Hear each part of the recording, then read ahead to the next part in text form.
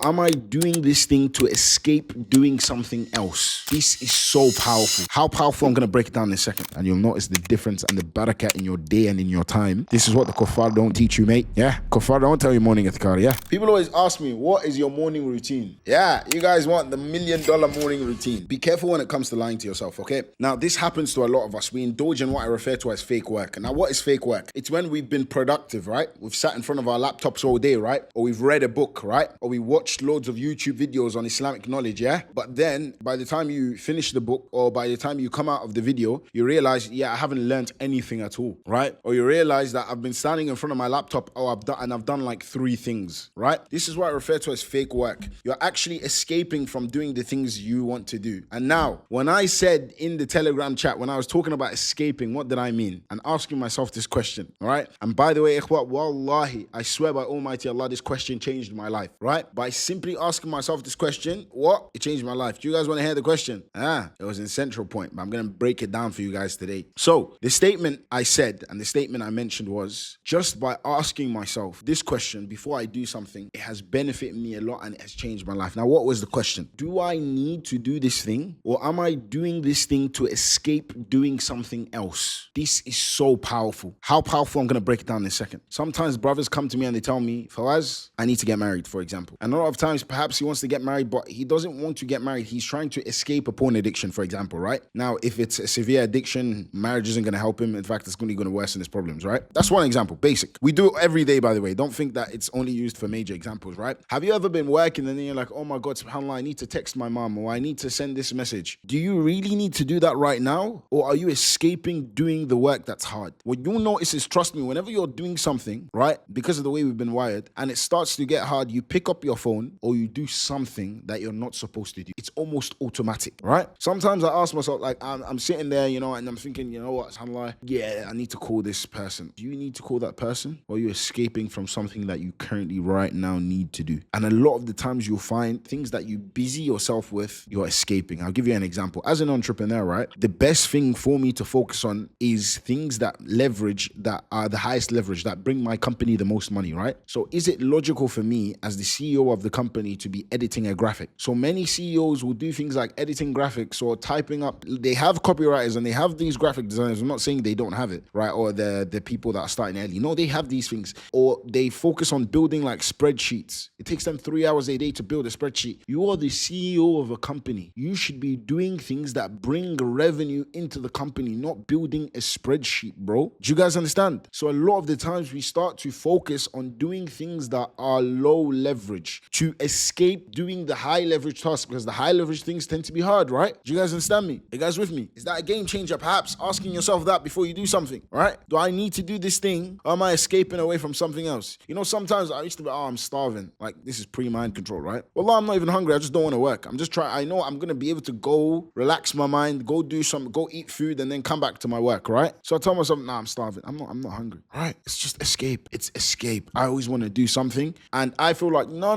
that was productive, you know, because I was getting energy to feed my, but you were running away from the work that needed to be done, right? So a lot of us engage in escapism. So people tell me, yeah, I've designed what I needed to do, but I didn't end up getting it done. A lot of the times it's just because while you were doing that thing, you escaped, okay? While you were doing exactly, and it doesn't allow you to get in real flow. So you start to remember, and this is escapism thoughts. I'm going to give you guys a perfect example. I'm working right now, yeah? And then I remember a text message I was supposed to send like 3 days ago. So what do? I stop working and I send the text message. And when I send the text message, I got another notification. And then I see this other notification. Then I see this other thing I need to do. And I never ever return back to the task. Or even when I do return to it, I don't do so with the same focus state. So if I'm capping, tell me, easy, right? So this is something a lot of us, you have to be able to identify when this happens. Okay. Now, so like I mentioned to you, you have to keep that in mind. Stay away from fake work. Now, people always ask me, what is your morning routine? Yeah, you guys want the $1 million morning routine. Yeah, the barakah routine. So, number 1, get up in the morning, okay? But not the morning, not the kuffar morning. The kuffar morning is 8 a.m., 9 a.m. The Muslims morning prior to Fajr, tahajjud time, the last third of the night, that's the first time you need to get up. That should be your morning, inshallah. Yeah, just listen to me. Yeah, I'm not gonna tell you to pray 20 rakah. Pray 2 rakah. Okay, listen. If you don't pray tahajjud frequently, listen to me right now. All I want you to do is just pray two rakah. All right. So one set of prayers, but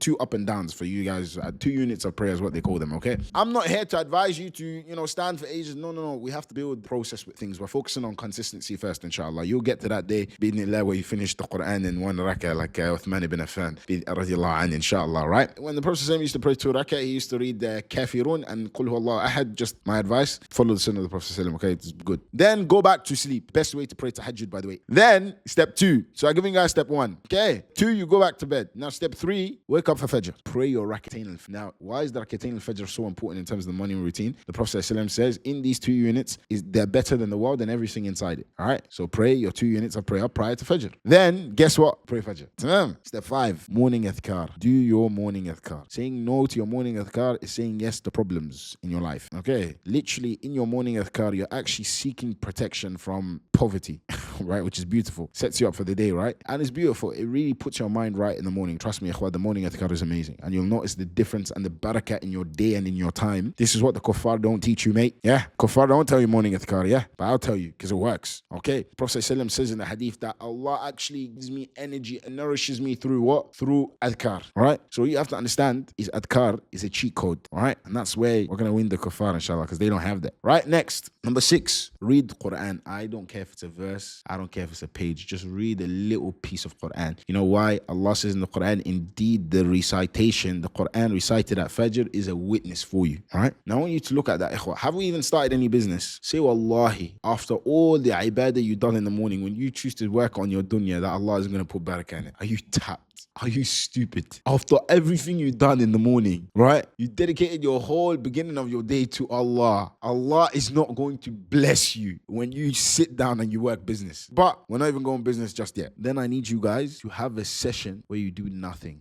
Ajib, this guy's tapped. Give me a second, right? I want you at least 15-20 minutes, just do nothing, sit in front of a pen and paper. This will allow you to actually curate ideas, right? Then after that, do the daily tasks that you planned before. Okay, so that's the morning. So I go for a nap around 12-ish one, around before Dhuhr, right? And I sleep. Dhuhr is going to be my alarm clock, is how I like to do it. So around an hour. Dhuhr is my alarm clock. Peak summer, I was doing 2 hours because bro, that window from Fajr, peak. And by the way, qaylula is something from the sunnah of the Prophet ﷺ. Prophet ﷺ used to nap during the day as well. Okay, so that qaylula is very nice. If you work, sneak out for a little bit in your 15-30 minute work break. I'm telling you, it actually changes the course of your day. Just nap, right? If you have to recline your car seat all the way back, just take a quick nap. Inshallah, try during the middle of the day. Then at 3:30, after I have the dhuhr, I pray dhuhr, etc. That's when I tend to do meetings with my team. Unfortunately, they start waking up. For the ones that Allah hasn't guided to the morning routine. Okay, then they wake up, so I start to deal with the rest of them. Right. So the truth is, as the leader of a company, I found it so beneficial to be awake hours before my team, because as soon as you wake up, they start disturbing you because they need you for X, Y, Z. So it's amazing to be able to, get